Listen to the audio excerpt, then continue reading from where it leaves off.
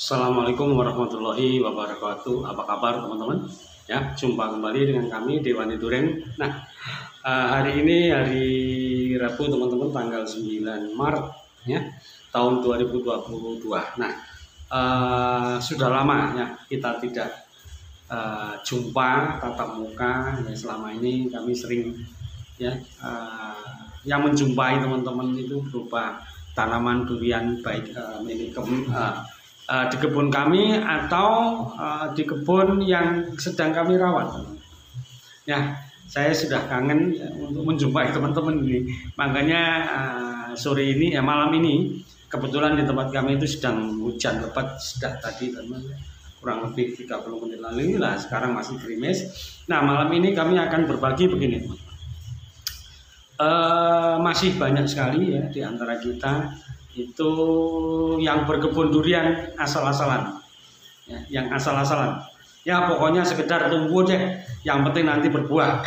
Nah, karena itu ya tidak heran kalau sampai hari ini itu masih sedikit sekali ya di antara pekebun durian di Indonesia. Yang maksud kami adalah durian introduksi teman-teman, dari Musangking, duri hitam dan bawor, itu yang mampu menghasilkan buah berkualitas. Nah, buah berkualitas itu bisa diukur teman-teman ya, alat ukurnya bukan lidah tetapi alat yang namanya refraktometer, yang nanti ya hasil bacaannya itu disebut break ya. Yang diukur apa saja silakan teman-teman googling aja, tapi yang jelas itu ada tolok ukur, ada parameter alat ukur ya. Alat ukurnya bukan lidah teman-teman, tetapi berupa yang namanya refraktometer. Kenapa? Lidah itu tidak bertulang kan, dan bisa bohong antara satu orang dengan orang lain, pasti itu akan mengeluarkan suara yang berbeda ketika mencicipi buah durian. Nah, kami ya, masih banyak yang bertanya juga kepada kami, berapa sih sebenarnya nilai investasi ya untuk berkebun durian? Ya, untuk berkebun durian. Nah, tentu teman-teman, tentu ini ya, kami mengambil contoh ya di kebun kami. Mungkin di video-video kami sebelumnya pernah kami bikin, cuma teman-teman jarang sekali melihat. Tapi ini coba kami review lagi supaya teman-teman tahu ya. Ya, memang teman-teman sampai hari ini kami masih di fase vegetatif. Sebentar lagi, 3 bulan lagi ya, 3 bulan lagi kami akan memasuki fase generatif. Tetapi kami meyakini ya bahwa pohon durian yang dirawat ya dengan penuh kasih sayang. Nah, penuh kasih sayang itu di sini bukan dielus-elus saja. Ya, penuh kasih sayang itu adalah dicukupi nutrisinya, dijaga kesehatannya, diberikan imun, diberikan suplemen dan lain sebagainya supaya tanaman kita tumbuh maksimal. Nah, tanaman yang kita rawat dengan baik ini, tanaman akan subur teman-teman. Nah, tanaman yang sehat kami meyakini akan mampu menghasilkan ya, diarahkan untuk menciptakan, menghasilkan buah berkualitas itu jauh lebih mudah daripada tanaman yang sering sakit. Ya, tanaman yang sering sakit teman-teman jauh lebih sulit. Nah, karena itu berapa sih sebenarnya nilai investasi per pohon? Ya, sesuai dengan SOP-nya Dewani Duren. Nah, di awal ketika kami berkebun dulu teman-teman ya, kami menulis di kertas itu angka 3 juta dari mulai pengolahan lahan ya, harga bibit, perawatan, pengairan dan lain sebagainya termasuk pekerja, itu angkanya keluar 3 juta. Itu ketika kami dulu awal mau memulai. Kenapa kami hitung teman-teman? Kami orang produksi, basic kami adalah orang manufaktur. Jadi kami harus sudah terbiasa untuk menghitung. Apa yang terjadi setelah memasuki angka tahun kedua?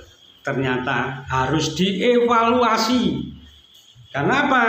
Ternyata belum cukup. Akhirnya kita rekalkulasi lagi ke teman-teman, kita hitung ulang dan keluar angka cukup mengejutkan, 2 kali lipat ya, 5 juta sampai 6 juta mulai sejak kita tanam bibit berapapun tidak peduli sampai nanti siap untuk dibuahkan. Itu nilainya 5 kali 6 juta per pohon teman-teman, ingat ya, per pohon. Kok mahal amat Pak De, Om? Itulah pengalaman kami teman-teman. Ya, itulah pengalaman kami.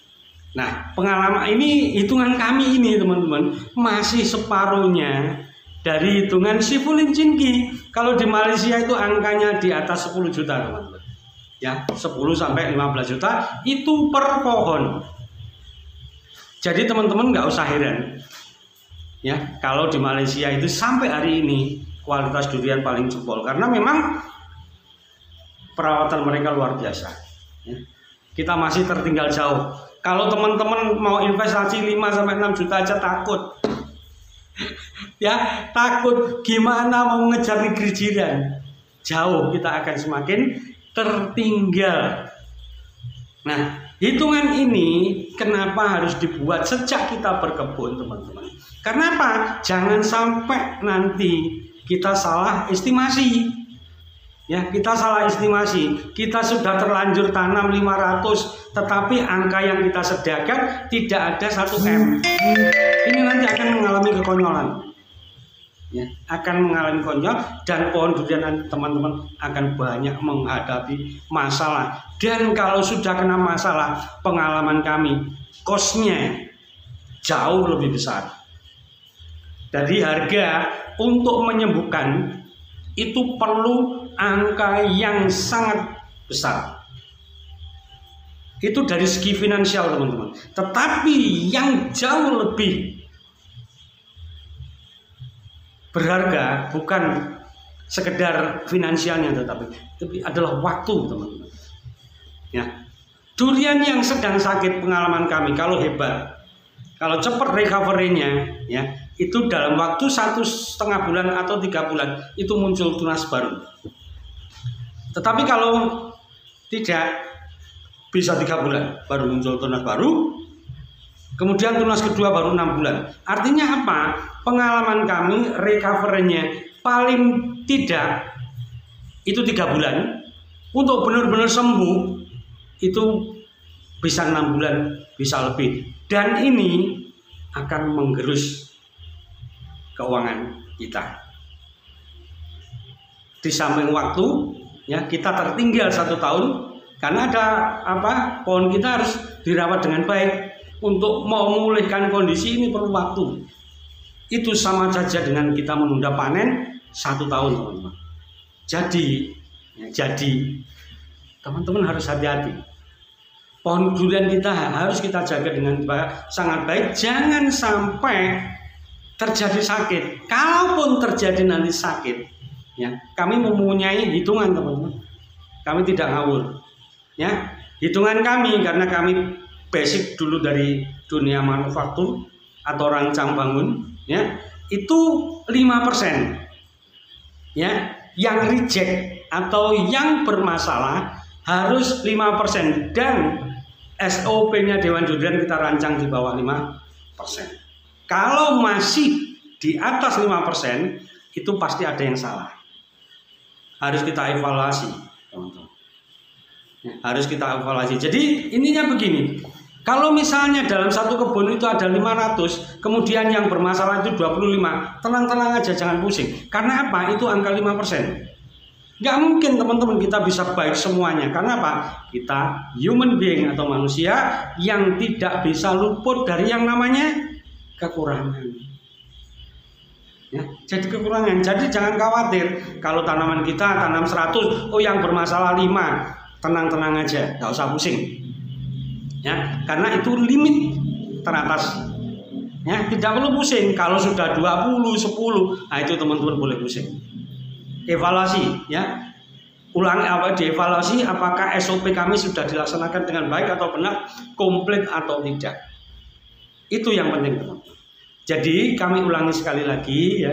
tentu bagi teman-teman yang sekarang sedang berkebun, ya, tengok kantongnya, isi kantongnya, ya, isi kantongnya cukup nggak untuk menjalankan SOP sesuai dengan SOP-nya Duren. Kalau tidak, nggak apa-apa teman-teman, nggak apa-apa, nggak ada yang larang, nggak ada yang larang, ya, tidak ada yang larang, nggak apa-apa.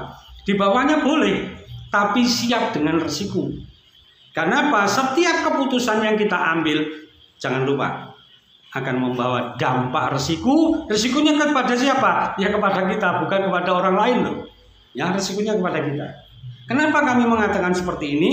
Kami sudah mencobanya kurang lebih hampir 3 tahun, teman-teman.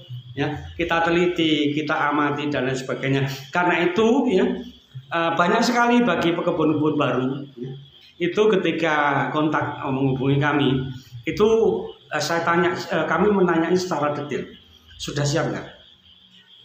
Jangan sampai nanti setengah-setengah ini, teman-teman. Karena apa? Begitu teman-teman mengambil keputusan setengah-setengah, maka hasilnya di belakang juga setengah-setengah. Di tengah jalan pasti banyak sekali masalah. Banyak sekali masalah. Kenapa kami mengatakan begitu? Kami sudah mengalami dan menjalaninya. Nah, sekarang saatnya kita berbagi kepada teman-teman.